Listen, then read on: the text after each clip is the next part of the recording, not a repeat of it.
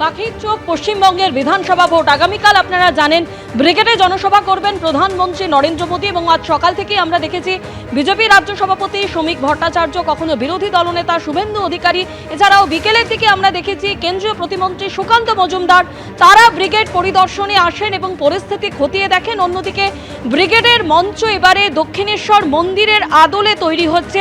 আগামীকালই দুপুর 1:20 নাগাদ কলকাতা বিমানবন্দরে নামবেন প্রধানমন্ত্রী। সরাসরি আমাদের প্রতিনিধি শিবাশিস মৌলিক আমাদের সঙ্গে রয়েছেন। শিবাশিস, ইতিমধ্যে বিভিন্ন জেলা থেকে বিজেপির কর্মী সমর্থকরা তারা এসে পৌঁছেছেন। শেষ মুহূর্তের প্রস্তুতি ছবি ব্রিগেডে ঠিক কি দেখতে পাচ্ছ এই মুহূর্তে? স্বর্ণালী, শুরুতেই তোমায় বলি যে রাত পোহালেই বঙ্গ বিজেপির পরিবর্তন সংকল্প সভা, তারা যে নাম দিয়েছে, আয়োজন করা হয়েছে কলকাতার ব্রিগেড প্যারেড গ্রাউন্ডে।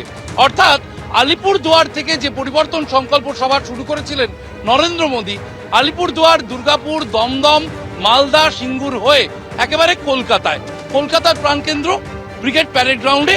সন্দীপ সাধুকাকে সেই ছবি দেখাতে বলবো। মঞ্চ কিন্তু একেবারে দেখা যাচ্ছে দক্ষিণেশ্বর মন্দিরের আদলে মূল মঞ্চ তৈরি করা হয়েছে। আগামীকাল যে মঞ্চে রাজ্যবাসীর উদ্দেশ্যে বার্তা দেবেন প্রধানমন্ত্রী নরেন্দ্র মোদী, এবং তাছাড়াও এই মূল মঞ্চের দুদিকে কিন্তু দার্জিলিং এর চা থেকে বিষ্ণুপুরের টেরাকোটা বাঙালি আনা একেবারে ফুটিয়ে তোলা হয়েছে।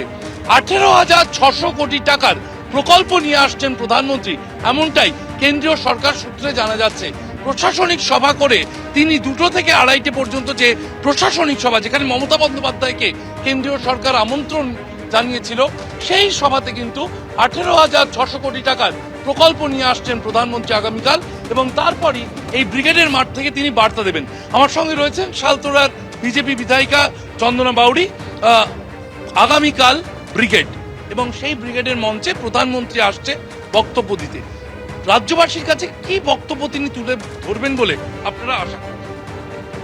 দেখুন, পশ্চিমবঙ্গের যা পরিস্থিতি, পশ্চিমবঙ্গের মানুষকে প্রথমেই উনি যেটা বার্তা দিতে চান, পশ্চিমবঙ্গের পরিবর্তন নিয়ে আসার বার্তা দিতে চান। প্রথমত, পশ্চিমবঙ্গে যদি পরিবর্তন না হয় তাহলে পশ্চিমবঙ্গের অবস্থা খুবই শোচনীয়। কারণ পশ্চিমবঙ্গ আর পশ্চিমবঙ্গ থাকবে না, পশ্চিম বাংলাদেশ দেখবেন হয়ে গেছে।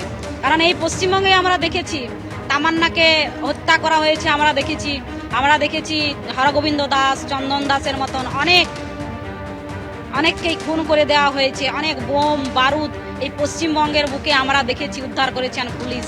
তাছাড়াও বিভিন্ন জায়গায় বোম ব্লাস্ট হয়েছে, সেটাও আমরা দেখেছি। তো পশ্চিমবঙ্গে এত কিছু হওয়ার পরেও পশ্চিমবঙ্গের মানুষ আজ বুঝতে পারছেন যে পশ্চিমবঙ্গে কতটা আমরা খারাপ পরিস্থিতির মধ্য দিয়ে যাচ্ছে পশ্চিমবঙ্গ। তাই পশ্চিমবঙ্গের প্রত্যেকটি মানুষ এখন পরিবর্তন চাইছেন, আর এই বার্তা দিতেই আমাদের এইখানের যশস্বী প্রধানমন্ত্রী আসছেন ব্রিগেড গ্রাউন্ডে, এবং প্রত্যেকটা মানুষকে উনি আশ্বস্ত করবেন যে এই পশ্চিমবঙ্গের মাটিতে যে সব কারখানাগুলো উঠে চলে গেছে সেগুলো ফিরিয়ে নিয়ে আসা, কর্মসংস্থানের ব্যবস্থা করা, চাকরির ব্যবস্থা করা, নারী সুরক্ষা দেওয়া, স্বাস্থ্য, শিক্ষা, সব কিছু এই পশ্চিমবঙ্গের ঐতিহ্যকে ফিরিয়ে নিয়ে আসার কথা আমাদের নরেন্দ্র মোদীজি বলবেন, মানুষকে আশ্বস্ত করবেন, মানুষের পাশে থাকার কথা উনি বলবেন। এবং আপনারা দেখছেন পশ্চিমবঙ্গ বাইরে যেসব স্টেটগুলো রয়েছে সেখানের মানুষ কতটা খুশি এই বিজেপি সরকারকে পেয়ে। সেখানে নারীর কর্মীরা কি ইতিমধ্যেই কলকাতামুখী হয়ে গিয়েছে? আগামীকাল বাঁকুড়ার যারা যোগ দিতে আসছেন, আপনার এলাকার শালতোড়ার, বাঁকুড়ার, বিষ্ণুপুরের যে কর্মীরা, তারা কি ইতিমধ্যেই কলকাতা? হ্যাঁ, প্রায় অধিকাংশই বেরিয়ে গেছেন ট্রেনে, বাসে। কারণ আপনারা জানেন যে এই পশ্চিমবঙ্গে কোনো জায়গায় সভা মিছিল থাকলে পরে পশ্চিমবঙ্গের যে সরকার, সেই সরকারের কাছে পারমিশন নিয়ে আমাদেরকে করতে হয়। তাই যেহেতু কালকে আমাদের 1টার সময় প্রোগ্রাম, তাই আজকে থেকে যাতে করে এই তৃণমূল নামক সরকারের যে প্রশাসন, পুলিশ প্রশাসন, তারা আটকাতে না পারে, তার জন্য ট্রেনে বাসে করে প্রত্যেকটা মানুষ রওনা দিয়ে দিয়েছেন। আর এই পুলিশ নামক দলটা যদি না, পুলিশ নামক যে জিনিসটা আছে এই পশ্চিমবঙ্গে, এটা যদি না থাকে তাহলে আমাদের কর্মীদেরকে কেউ আটকাতে পারবে না। কথা বলছিলাম শালতোড়া বিজেপি বিধায়িকা চন্দনা বাউরির সঙ্গে, এবং তিনি যেমনটা বলছেন যে ইতিমধ্যেই বাঁকুড়া থেকে বিজেপি কর্মীরা তারা কিন্তু রওনা হয়ে গিয়েছেন। যেমনটা আমরা জানতে পাচ্ছি বিভিন্ন জায়গা থেকে, বিভিন্ন জেলা থেকে আমরা দেখতে পাচ্ছি বিজেপি কর্মী সমর্থকরা তারা কিন্তু এক এক করে আসতে শুরু করেছেন। আগামীকাল ব্রিগেডে জনসভা প্রধানমন্ত্রী নরেন্দ্র মোদীর, এবং এই ব্রিগেডের সভা থেকে প্রধানমন্ত্রী কি বার্তা দেন সেদিকে অবশ্যই আমাদের নজর থাকবে। দার্জিলিং, জলপাইগুড়ি, হাওড়া, রাধিকাপুর এবং বিভিন্ন জায়গা থেকে বিজেপি কর্মী সমর্থকরা তারা ইতিমধ্যেই ব্রিগেডের উদ্দেশ্যে রওনা দিয়েছে।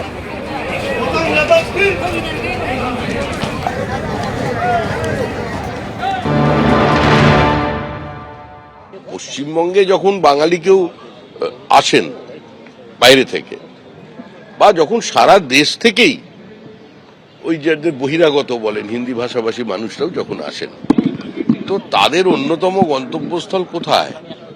যত মত তত পথের যিনি প্রবক্তা, মানে ভারতীয় সংস্কৃতিকে যিনি সহজ সরলভাবে তুলে ধরেছিলেন, ভারতীয় আধ্যাত্মবাদকে, সেই রামকৃষ্ণের দক্ষিণেশ্বর। তো এই বহুত্ববাদী সমাজটাকে রেখে দেওয়ার জন্যই সাম্প্রদায়িকতা, বিচ্ছিন্নতাবাদ, দখলদারির বিরুদ্ধে সহজ সরলভাবে আমরা সবাইয়ের কথা বলার যে পথ, তারই প্রতীক হিসেবে ওটা ওখানে আছে। কাল ব্রিগেড সমাবেশে উপস্থিত থাকছেন প্রধানমন্ত্রী নরেন্দ্র মোদী। ভোটের মুখে কাল বিজেপির তরফে এই ব্রিগেড সমাবেশ করা হচ্ছে। ইতিমধ্যে আপনারা জানেন যে বিভিন্ন জেলা থেকে বিজেপি কর্মী সমর্থকরা কলকাতামুখী হতে শুরু করেছেন। একের পর এক ট্রেনে করে তারা আসছেন। জলপাইগুড়ি থেকেও আজ বিকেলে বিজেপির কর্মী সমর্থকরা কলকাতায় আসতে শুরু করেছেন। জলপাইগুড়ির পাশাপাশি এবার আপনাদের দার্জিলিংয়ের ছবি দেখাচ্ছি, সেখান থেকেও প্রচুর বিজেপি কর্মী কালকে ব্রিগেডের এই জনসমাবেশে অংশগ্রহণ করার জন্য ইতিমধ্যেই রওনা হয়েছেন। পরিবর্তন যাত্রা শেষে আগামীকাল 14 তারিখ অর্থাৎ ব্রিগেডে সভা হতে চলেছে। কোচবিহারের ছবি দেখছেন।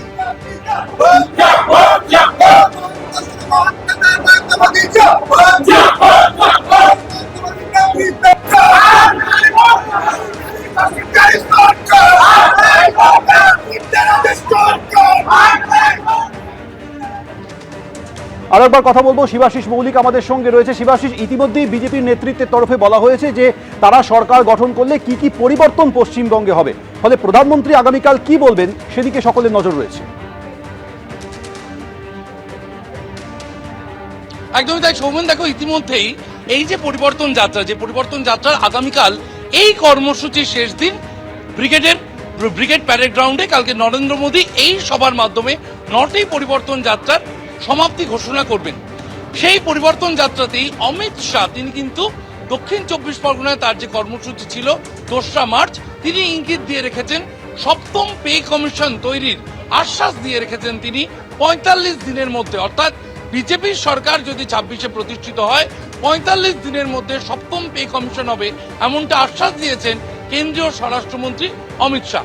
পাশাপাশি তিনি বলেছেন যে চাকরিতে দুর্নীতির কারণে যাদের বয়স পেরিয়ে গিয়েছে 5 বছর, তাদের বয়সে ছাড় দেওয়া হবে।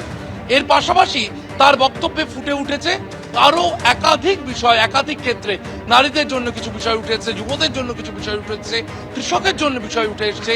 ইস্তেহারের বা সংকল্পপত্রের বেশ কিছুটা আভাস দিয়ে রেখেছেন অমিত শাহ। বাকিটা অনেকটাই কাল তুলে ধরবেন খোদ দেশের প্রধানমন্ত্রী নরেন্দ্র মোদী, এমনটাই বিজেপির সূত্রে জানা যাচ্ছে। যেমনটা তুমি তুলে ধরছিলে, উত্তরবঙ্গ বা একেবারে প্রান্তিক জেলাগুলি থেকে বিজেপি কর্মী সমর্থকরা তারা ইতিমধ্যেই রওনা দিয়ে দিয়েছেন। তারা অনেকেই ব্রিগেড প্যারেড গ্রাউন্ডেও আসছেন। এছাড়াও কলকাতা ও কলকাতা সংলগ্ন শহরতলিতে একাধিক জায়গায় তাদের থাকার ব্যবস্থা করা হয়েছে বিজেপির তরফে। সেখান থেকে আগামীকাল একেবারে মিছিল করে তারা এই ব্রিগেডের মাঠে এসে হাজির হবেন, যেখানে আনুমানিক 2:30 নাগাদ এই আমার পিছনে যে মঞ্চ, সেই মঞ্চে বক্তব্য রাখার কথা সূচি অনুযায়ী প্রধানমন্ত্রী নরেন্দ্র মোদী। সেখান থেকে বিধানসভা ভোটের আগে যে পরিবর্তনের কথা বিজেপির তরফে তুলে ধরা হচ্ছে, সেই পরিবর্তনের সংকল্পের জন্য যা বার্তা দেওয়ার মূল বার্তা কাল তুলে ধরবেন দেশের প্রধানমন্ত্রী নরেন্দ্র মোদী। ধন্যবাদ। এবিপি আনন্দ, এগিয়ে থাকে, এগিয়ে রাখে।